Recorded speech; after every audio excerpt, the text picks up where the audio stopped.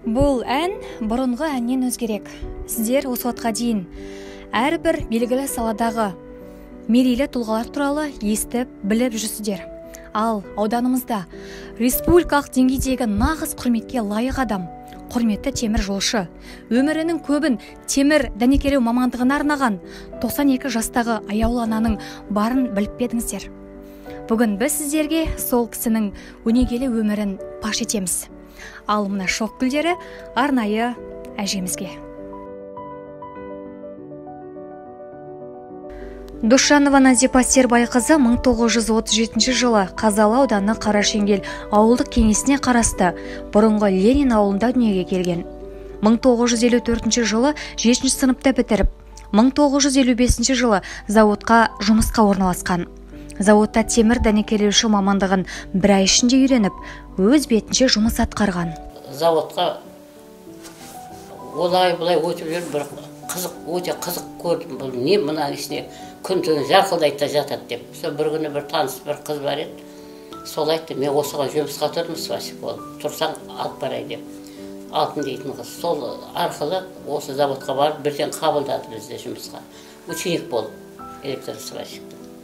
Соны бір айда үйреніп алып, кәдімгі өзім самостоятельно жұмысқа кірісіп кеттім. Сөйтіп бір жыл өткеннен сол 40 шақты адам болдық. Ылғи ер адам.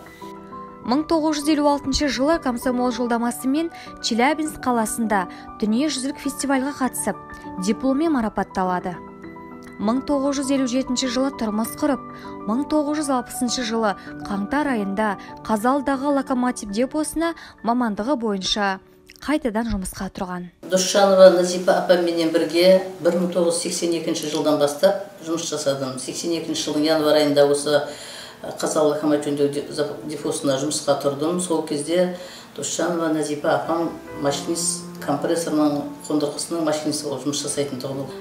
Назипа апамның қасында мен көп жұмысты үйрендім. Назипа апам өзі оның алдында ол кісі сварщик болып жұмыс жасаған екен. Ол кісі туралы мен келгеннен бастап сол қасымдағы осы деподағы жұмысшылар жақсы пікірлерінің барлығын айтып, Назипа апамның қасына келдің енді, Назипа апамның қасына келдің деді. Мен де қуандым сол осы Назипа апамның қасына келгеніме. Себебі ол кісі өзі осы сол компрессор қондырғысының машинисі болам дегенге дейін соның алдында 20 жылдан астам сварщик болып жұмыс істеген екен. Газ электр сварщик болған, электр сварщик болған. 1963 жылы Қызылорда облысына депутат болып сайланған. Осы жылы қазан айында Москвадағы 96 мемлекеттен 4000-дай адам қатысқан бүкіл дүниежүзілік 8-ші съезге делегат болып барады. Осы съезде Қазақстан темір жолынан 44 адам қатысқан екен. Бәрі де құрметті темір жолшы атағын алғандар. Қызылорда облысы бойынша 2 адам болған. Осы съезге барғанда Назипа Сербайқызы темір жол министрінің қолынан құрметті темір жолшы медальмен марапатталады. Бәрі таңғалды ғой. Қалай? Енді қайдам мен сұрап алған жоқпын. Күнде ояқта танимын. Өздерін бергенді сөйтіп 80-ші жылға дейін сварщик болып істедім. Сол енді тепловозға күнде 7-8 тепловозға мінеміз, төбесіне дейін арқаланып. Сонымен айтым, енді қашанғы істей берем. Арыз жазам, 8 бейтін басым сол жырып тасайын, осыдан жұмыстан шығып көр, наказание берем деп.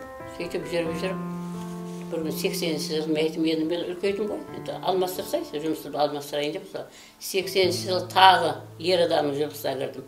Машинист компрессорлық установка дейін, компрессорға.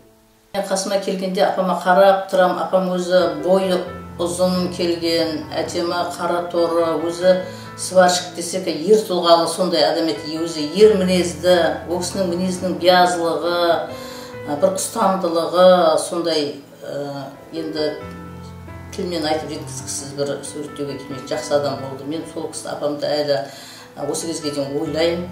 Көп балалы ана болды сол кезде. Сол уақыттарда Назипа апамнан біздің үйренгеніміз көп тұғын. Ол кісі көп нәрсеге асықпайды, өзі сондай бір оймен жүреді, жаймен ғана сөйлейді, жаймен ғана айтады. 1987 жылдан бастап зейнеткер атанған Назипа әже темір жолдың темірдей тәртібіне бағына жүріп, 9 баланы дүниеге әкелген. Бүгінде еліміздің әр түкпірінде түрлі мамандық иесі етіп тәрбиелеген батыр ана. Назипа апам сол Москваға хат жазған тұғын. Мен осындай не қылып жаңағы сол өзінің көп балалы ана екендігін айтып, осындай жұмыс өтіліп, неше жыл бойына әйел бола тұра сварщик болып жұмыс істеген туралы Москваға хат жазды.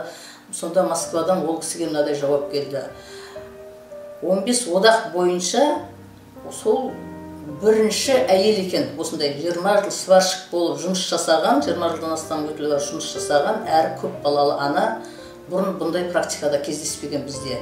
Ендігі жерде қаралады деген сондай не келді. Енді қайдан маған оңай болды. Өйткені осы мамандықты өте жақсы көріп кеткені өзім таңдаған мамандығым ғой. Тез бір айда үйрендім де, тікелей осы жұмысты атқарып әрі қарай жалғастыра бердім. Сіз үшін қиын болған жоқ бұл? Маған қиын болған жоқ. Бар, өзің любой мамандықты қалап, шын көңілмен қаласам, қиын болмайды. Бірлік берсін бәріне де. Бірлік берсін басына, береке берсін асына, жақсылық жақ болып, жас қосылсын жасына. Жоғары болсын барлығыңыз жұлдызы, бақытты болсын ұл қызы. Ас иесі байсын, арман, тілектері қабыл болып, жақсылыққа жалғасып, оттарының басына аманшылық, қуаныш, береке бірлік ұзағынан болсын. Біздің жас кезімізде көрген нелеріміз балдар көрмесін, тек жақсы заманда өмір сүрсін. Қазақстанымызды өркендетіп, гүлденуіне үлес қоса берсін жастар. Өмірдің қайталанбас тұстары мамандық жолында өтеді. Сол жолдағы әрбір сәт ерекше жылылыққа толы болса игі. Ерекше мамандық иесінің өмір жолы осындай. Әжемізге қажырлы қайрат пен отбасының амандығын тілейміз. Маржан Омар, Арман Нұралиев, Дәулет Теңізбаев, арнайы Опен Қазал үшін.